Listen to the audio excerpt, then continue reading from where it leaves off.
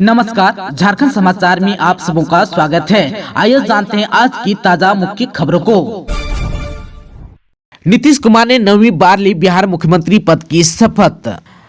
नीतीश कुमार ने रविवार को 9वीं बार बिहार के मुख्यमंत्री के रूप में शपथ ली। उन्होंने पद और गोपनीयता की शपथ ली। राजभवन के राजेंद्र भवन में शपथ ग्रहण समारोह का आयोजन किया गया था, जहां राज्यपाल राजेंद्र विश्वनाथ अलंकार ने उन्हें शपथ दिलाई। वहीं बीजेपी के बिहार प्रदेश अध्यक्ष सम्राट चौधरी और वरिष्ठ नेता विजय सिंह ने डिप्टी सीएम के पद की शपथ ली। आप सबको बता दें कि नीतीश कुमार ने राज्यपाल के समक्ष एनडीए की सरकार बनाने का दावा दिन में ही पेश कर दिया था। शाम 5 बजे राजभवन में नई सरकार का शपथ ग्रहण हुआ। नई सरकार में बीजेपी, जेडीयू और हम पार्टी के 8 विधायक मंत्री बने हैं। राजभवन में भाजपा के अध्यक्ष जेपी नड्डा और लोजपा के चिराग पासवान उपस्थित थे। 9वीं बार बिहार के सीएम बने नीतीश कुमार। झारखंड के प्रदेश अध्यक्ष खीरू महतो बोले, एनडीए सरकार में राज करेगा तरक्की।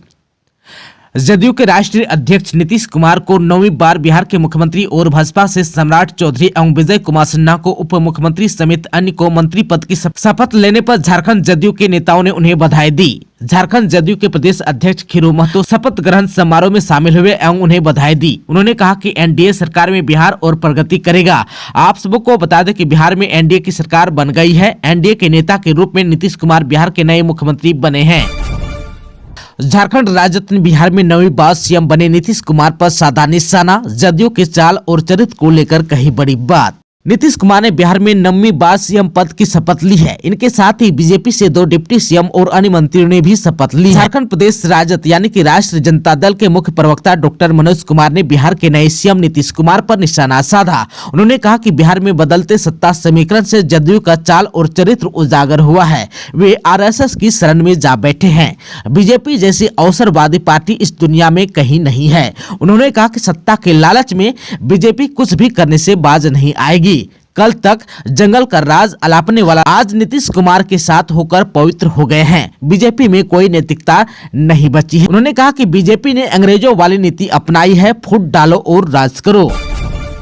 झारखंड में ईडी के विरोध में जेएमएम का प्रदर्शन। सीएम हेमंत सोरेन को लगातार समन भेजे जाने पर जताया है आक्रोश। ईडी के खिलाफ झामुमो का प्रदर्शन लगातार जारी है। रविवार को झामुमो कार्यकर्ताओं ने राजभवन के समक्ष धरना प्रदर्शन भी किया। आप सबको बता दूं कि इससे पहले शनिवार को भी दुमका बंद कराया गया था। वहीं शनिवार शाम में रांची के अलावा कई जिलों में झामुमो ने मशाल जुलूस निकालकर ईडी का विरोध किया। रविवार को राजभवन के सामने धरना प्रदर्शन से पहले सभी कार्यकर्ता मोरहाबादी मैदान में जुटे, फिर कचहरी चौक होते हुए राजभवन जाकर धरना प्रदर्शन किया। आप सबको बता दूं कि जमीन घोटाला मामले में 27 जनवरी को ईडी ने झारखंड के सीएम हेमंत सोरेन को 10वां समन भेजा। लगातार सीएम को समन भेजे जाने पर झामुमो ने आक्रोश जताया है। इधर सीएम हेमंत सोरेन ईडी के 10वें समन के बाद अचानक दिल्ली चले गए हैं। मुख्यमंत्री का दिल्ली जाने का क्या मकसद है, अभी तक पता नहीं चल पाया है। 5 जिलों के जेएमएम कार्यकर्ताओं ने घेरा राजभवन। जांच एजेंसी का केंद्र सरकार कर रही है दुरुपयोग। राज्य में गलत हुआ तो चलेगी लंबी लड़ाई।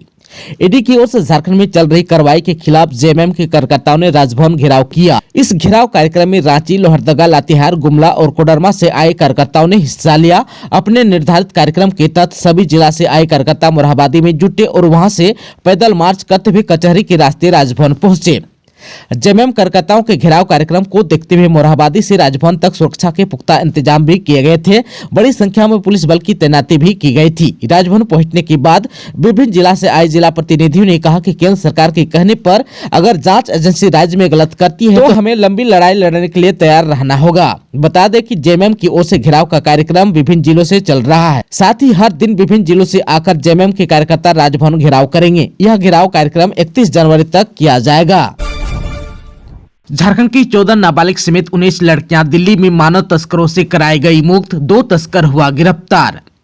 झारखंड में मानव तस्करी थम नहीं रही है। 14 नाबालिग समेत 19 लड़कियों को रविवार को दिल्ली में मानव तस्करों से मुक्त कराया गया है। इस दौरान 2 मानव तस्करों को गिरफ्तार भी किया गया है। महिला एवं बाल विकास विभाग द्वारा संचालित एकीकृत पुनर्वास संसाधन केंद्र नई दिल्ली एवं साहिबगंज पुलिस द्वारा 2 मानव तस्करों को पकड़ा गया एवं उनके घर से बरामद दस्तावेज के आधार पर 19 लड़कियों को मुक्त भी कराया गया। इनमें 12 से 15 साल के बीच की 14 बच्चियां हैं एवं 5 लड़कियां 18 वर्ष से अधिक उम्र की है।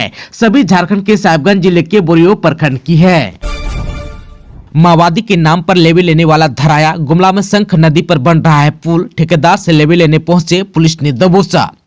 गुमला में माओवादी के नाम पर लेवी लेने वाले 3 अपराधी आए थे, जिनमें से एक को पुलिस ने धर दबोचा। 2 अपराधी भागने में सफल रहे। धराए अपराधी ने भागे अपराधियों के नाम और पते की जानकारी पुलिस को दी है। बताया जा रहा है कि सोसन थाना क्षेत्र में शंख नदी पर बन रहे पुल के ठेकेदार से लेवी के पैसे लेने तीनों अपराधी आए हुए थे। पुलिस ने गिरफ्तार अपराधी के पास से एक देसी कट्टा, 2 जीवित गोली, माओवादी संगठन का पर्चा और एक एवेंजर बाइक भी बरामद किया है। गिरफ्तार अपराधी पालकोट थाना क्षेत्र के कुटमाडी गांव निवासी दिनेश खड़िया उर्फ गुजू है। जामताड़ा में 4 साइबर अपराधी हुआ गिरफ्तार। फोन पे पर कैशबैक के नाम पर फैलाते थे जाल। पश्चिम बंगाल के लोगों से 45 लाख कर चुके थे ठगी। पश्चिम बंगाल के लोगों को साइबर क्राइम के माध्यम से करीब 45 लाख रुपए ठगने के आरोप में जामताड़ा साइबर पुलिस ने बड़ी कार्रवाई की है। कार्रवाई करते हुए 4 साइबर अपराधियों को गिरफ्तार भी किया है। जामताड़ा पुलिस अधीक्षक अनिमेश नेथानी को मिली गुप्त सूचना के आधार पर पुलिस उपाध्यक्ष मंजरुल हुदा के नेतृत्व में बनी टीम ने छापामारी कर बिंदा पाथर थाना के खेरा गांव से अपराधियों को गिरफ्तार किया। झारखंड में कपकपाते ठंड के बीच बदलेगा मौसम का मिजाज, 31 जनवरी से बारिश के हैं आसार। कपकपाती ठंड के बीच झारखंड में मौसम का मिजाज बदलेगा। मौसम विभाग की माने तो 31 जनवरी और 1 फरवरी को रांची, बोकारो, गुमला, हजारीबाग, खुट्टी, रामगढ़, पूर्वी सिंहभूम, पश्चिमी सिंहभूम, सिमडेगा, सरायकेला खरसावां, देवघर, धनबाद, दुमका, गिरिडीह, गोड्डा, जामताड़ा, पाकुड़, साहिबगंज जिले में बारिश हो सकती है। वहीं रांची में गर्जन के साथ बारिश की संभावना है। आप सबको बता दूं कि 2 और 3 फरवरी की सुबह में झारखंड में कोहरे या धुंध और बाद में आसमान साफ रहेगा। आप सबको एक बार फिर से बता दूं कि 31 जनवरी को झारखंड के दक्षिणी भाग यानी कि पूर्वी सिंहभूम, पश्चिमी सिंहभूम, सिमडेगा, सरायकेला खरसावां एवं निकटवर्ती मध्य भागों में यानी कि रांची, बोकारो, गुमला, हजारीबाग, खुट्टी और रामगढ़ में कहीं हल्के दर्जे की वर्षा होने की संभावना है। वहीं 1 फरवरी को राज्य के उत्तर पूर्वी भाग यानी कि देवघर, धनबाद, दुमका, गिरिडीह, गोड्डा, जामताड़ा, पाकुड़ और साहिबगंज में, वहीं दक्षिणी भाग यानी कि पूर्वी सिंहभूम, पश्चिमी सिंहभूम, सिमडेगा, सरायकेला खरसावां एवं निकटवर्ती मध्य भागों में यानी कि रांची, बोकारो, गुमला, हजारीबाग, खुट्टी और रामगढ़ में कहीं कहीं हल्के दर्जे की बारिश हो सकती है। झारखंड सीजीएल के दूसरे चरण की परीक्षा 4 फरवरी को आज से ही डाउनलोड कर सकेंगे एडमिट कार्ड। आप सबको बता दूं कि झारखंड सीजीएल की परीक्षा 2 चरणों में की जा रही है। एक तो 28 जनवरी 2024 को हो चुकी है और फिर 4 फरवरी 2024 को होने वाली है। 4 फरवरी की परीक्षा को लेकर 28 जनवरी को ही एडमिट कार्ड जारी किया गया है। प्रवेश पत्र डाउनलोड करने के लिए आयोग की वेबसाइट पर लिंक भी प्रकाशित कर दिया गया है। आप अधिकारी की वेबसाइट jssc.nic.in पर जाकर चेक या डाउनलोड कर सकते हैं। जमशेदपुर में अबुआ आवास योजना के लिए आए 1,30,000 आवेदन, पहली किस्त आज होगी जारी, डीसी ने कहा। जमशेदपुर में पूर्वी सिंहभूम के उपायुक्त मंजुनाथ भजंत्री की अध्यक्षता में हुई बैठक में अबुआ आवास योजना के भौतिक सत्यापन में प्रगति की समीक्षा की गई। राज्य संपोषित अबुआ आवास योजना को लेकर जमशेदपुर के सभी प्रखंडों से 1,30,000 से अधिक आवेदन प्राप्त हुए हैं, जिनमें करीब 90% लाभुकों का सत्यापन भी किया जा चुका है। उपायुक्त द्वारा सभी प्रखंड विकास पदाधिकारी एवं अंचल अधिकारी को प्राप्त आवेदनों के सत्यापन में तेजी लाते हुए यथाशीघ्र 100% करने का निर्देश दिया गया है, ताकि आज 29 जनवरी तक लाभुकों के बैंक खाता में पहली किस्त की राशि भेजी जा सके। उन्होंने कहा कि आवेदनों की तय समय सीमा में भौतिक सत्यापन किए जाने की आवश्यकता है, जिससे सभी सुयोग्य लाभुकों को अबुआ आवास का लाभ मिल सके। उपायुक्त ने बताया कि राज्य सरकार की महत्वाकांक्षी योजना अबुआ आवास योजना अंतर्गत 3 कमरे के आवास का निर्माण न्यूनतम 31 वर्ग मीटर में किया जाना है, जिसमें स्वच्छ रसोई घर भी शामिल है। घरों को अनिवार्य रूप से परिवार की महिलाओं के नाम पर ही पंजीकृत किया जाएगा। महिला की मृत्यु या अनुपस्थिति की स्थिति में परिवार के मुखिया के नाम पर भी आवास पंजीकृत किया जा सकता है। आप सबको बता दूं कि अबुआ आवास योजना में प्रति यूनिट आवास की सहायता राशि 4 किस्तों में 2 लाख रुपए होगी। झारखंड में अब व्हाट्सएप ऐप पर मिलेगा बिजली बिल, जेबीवीएनएल का गपशप टेक्नोलॉजी इंडिया प्राइवेट लिमिटेड के साथ हुआ समझौता। झारखंड के बिजली उपभोक्ताओं को बिजली बिल समेत अन्य सुविधाएं अब व्हाट्सएप ऐप और मैसेज के जरिए भी मिलेगी। झारखंड बिजली वितरण निगम लिमिटेड ने इसके लिए गपशप टेक्नोलॉजी इंडिया प्राइवेट लिमिटेड के साथ समझौता किया। यह एक चैटबॉट सॉफ्टवेयर कंपनी है। एमपी और अन्य राज्यों की बिजली कंपनियों के साथ यह काम भी कर रही है। आप सबको बता दूं कि व्हाट्सएप ऐप मैसेज सेवा 1 मार्च से शुरू होगी। इसमें उपभोक्ता बिजली बिल को देख सकते हैं, बकाये की जानकारी भी प्राप्त कर सकते हैं। वहीं बिजली से संबंधित किसी भी प्रकार की शिकायत भी कर सकते हैं। बिजली कटने पर कब आएगी इसकी भी जानकारी ले सकते हैं। इसके अलावा प्रीपेड मीटर के बैलेंस की जानकारी भी ले सकते हैं। नया कनेक्शन लेना, डिस्कनेक्ट करने आदि की जानकारी भी ले सकते हैं। आप सबको बता दूं कि रांची में अब तक 1,76,000 घरों में स्मार्ट मीटर लग चुका है। इनमें 18,000 मीटर को प्रीपेड भी किया गया है। बताया गया कि सभी मीटर का डाटा लिया जा रहा है। 1 अप्रैल से सारे स्मार्ट मीटर को प्रीपेड कर दिया जाएगा। विकसित भारत की परिकल्पना को साकार करने के लिए झारखंड का विकसित होना जरूरी, राज्यपाल ने कहा। राज्यपाल सीपी राधाकृष्णन ने रविवार को झारखंड प्रौद्योगिकी विश्वविद्यालय एवं एमआईटी विश्वविद्यालय रांची द्वारा झारखंड प्रौद्योगिकी विश्वविद्यालय नामकुम में संयुक्त रूप से आयोजित यूनिवर्सिटी इंडस्ट्रीज गवर्नमेंट समिट 2024 को संबोधित किया। उन्होंने कहा कि विश्वविद्यालय, उद्योग एवं सरकार के साझा प्रयास से देश का विकास संभव है। वर्तमान समय की जरूरत एवं उसके अनुसार उद्योग जगत की जरूरतों के हिसाब से विषयों को विश्वविद्यालयों के पाठ्यक्रम में शामिल करना होगा। सरकार को भी इसके अनुरूप माइक्रो लेवल पर नीति निर्धारण करना पड़ेगा। इस प्रकार के साझा प्रयास एवं नीति निर्धारण से ही हम विकसित देशों की श्रेणी में पहुंच सकते हैं। साथ ही विकसित भारत @ 2047 के सपनों को साकार कर सकते हैं। पीएम नरेंद्र मोदी का धनबाद दौरा, 4 फरवरी को 2 कार्यक्रमों में होंगे शामिल। एक दिन पहले पहुंच जाएंगे रांची। पीएम नरेंद्र मोदी 4 फरवरी को धनबाद में 2 कार्यक्रमों में शामिल होंगे। प्रधानमंत्री 3 फरवरी को ही झारखंड पहुंच जाएंगे। रात्रि में राजभवन में विश्राम करेंगे। पीएम मोदी 4 फरवरी की सुबह 9 बजे हेलीकॉप्टर से हर्ल प्लांट सिंदरी के अस्थायी हेलीपैड पर उतरेंगे। यहां प्लांट का उद्घाटन करने के बाद कर्मियों से भी मुलाकात करेंगे। यहां से हेलीकॉप्टर पूर्वाह्न 10 बजे रवाना होगा। पीएम बरवा अड्डा एयरपोर्ट पर उतरने के बाद वहां भाजपा द्वारा आयोजित जनसभा को संबोधित करेंगे। पीएम के आगमन को देखते हुए शनिवार को ही भाजपा के धनबाद जिला कार्यालय में महानगर तथा जिला ग्रामीण की संयुक्त बैठक हुई। प्रदेश अध्यक्ष बाबूलाल मरांडी ने कहा कि प्रधानमंत्री की जनसभा न सिर्फ संख्या की दृष्टि से ऐतिहासिक होगी, बल्कि हर्ष और उल्लास के साथ एक नए स्वर्णिम पृष्ठ की रचना भी करेगी। जनसभा में भाग लेने के लिए बूथ स्तर तक के कार्यकर्ताओं में उत्साह और उमंग है, इसलिए उनकी उपस्थिति सुनिश्चित करने के लिए आप सभी कार्यों में लग जाएं। भाजपा के संगठन महामंत्री करमवीर सिंह ने कहा कि प्रधानमंत्री के धनबाद कार्यक्रम की सफलता को लेकर आप सभी पूरे मनोयोग से लग जाएं, घर घर जाकर निमंत्रण दें। बैठक का संचालन धनबाद जिला महानगर अध्यक्ष चंद्रशेखर सिंह तथा धनबाद ज्ञापन ग्रामीण जिला अध्यक्ष ज्ञान रंजन सिन्हा ने किया। भारत जोड़ो न्याय यात्रा को लेकर राहुल गांधी 2 फरवरी को पाकुड़ से करेंगे शुरुआत, झारखंड कांग्रेस प्रभारी ने किया है मंथन।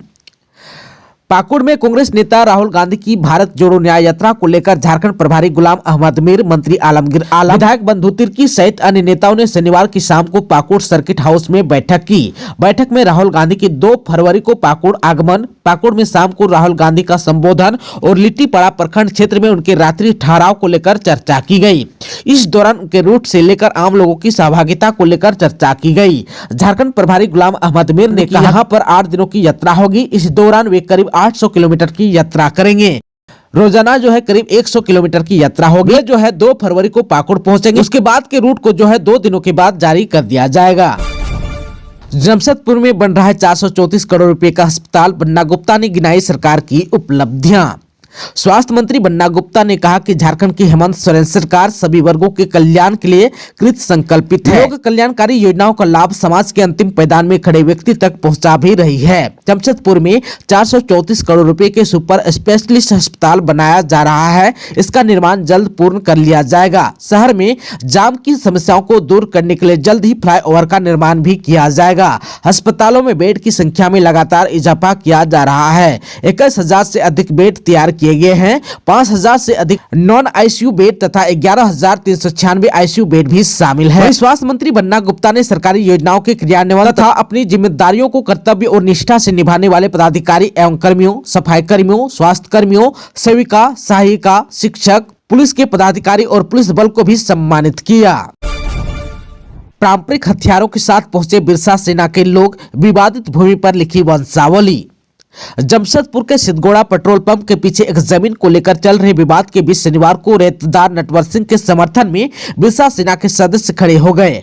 पारंपरिक हथियार के साथ महिला और पुरुष मौके पर पहुंचे और दूसरे पक्ष के लोगों को खदेड़ दिया। जमीन की दीवार पर नटवर सिंह के समर्थन में वंशावली लिखी। सूचना मिलने पर सिद्धगोड़ा थाना पुलिस पहुंची। बिरसा सेना के पदाधिकारियों ने पुलिस को लौटा दिया। बिरसा सेना के केंद्रीय अध्यक्ष दिनकर कश्यप ने आरोप लगाया कि झामुमो नेता राज लकड़ा और विक्टर सोरेन रेतदार के परिवार को धोखा देकर जमीन की बाउंड्री कराकर कब्जा करने का प्रयास कर रहे हैं। नटवर सिंह भूमिज ने बताया कि राज लकड़ा और विक्टर सोरेन बोरिंग कराने के नाम पर अंग्रेजी में लिखे पेपर पर हस्ताक्षर कराया था। धोखे से जमीन के कागज पर हस्ताक्षर करा लिया। दिन भर बिरसा सेना के कार्यकर्ता जमीन पर डटे रहे। पूर्व विधायक चंद्रिका मत्था का हुआ निधन। 2019 में जमुआ विधानसभा का कर चुके हैं प्रतिनिधित्व। रांची के मेदंता अस्पताल में चल रहा था उनका इलाज। गिरिडीह जिले के जमुआ विधानसभा क्षेत्र के पूर्व विधायक और कांग्रेसी नेता चंद्रिका मत्था, जिनका उम्र 55 वर्ष था, का निधन हो गया। जानकारी के अनुसार वे लंबे समय से बीमार चल रहे थे। उनका रांची के मेदंता अस्पताल में इलाज चल रहा था। रविवार को उन्होंने अंतिम सांस ली। पूर्व विधायक के निधन की सूचना से क्षेत्र में शोक की लहर है। शादी से पहले हुआ गायब, कुएं से शव बरामद। 23 जनवरी को जाना था बारात। हल्दी की रस्म के बाद हुआ लापता। परिजनों को हत्या की आशंका।